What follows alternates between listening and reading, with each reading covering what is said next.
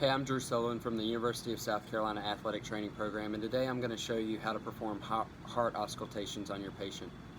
So we're going to be looking at 5 points on your patient today, and the first one's going to be the second intercostal space. It's pretty easy to find. You're just going to go just below their clavicle. The first rib you're going to feel is your second rib. Just below that's that second intercostal space. You're going to measure or listen to that on your right side, then on your patient's left side.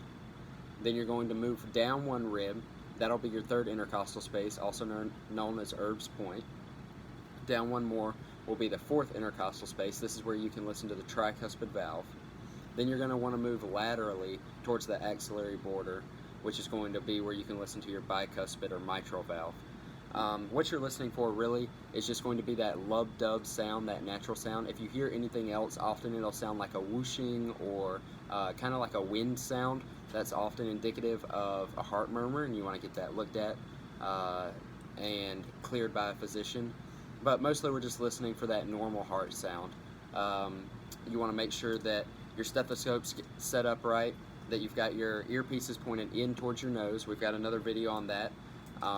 And then just make sure that your bell is facing the right way, that you're in a quiet area where there's not a lot of noise going on, and want to have your athlete just sitting or laying down, which you may hear different sounds in both of those positions, but really just in a natural, relaxed position, just breathing regularly. And like I said, from that second intercostal space on the right side over to the left, then down to the third, then to the fourth for your tricuspid, and then over for the bicuspid.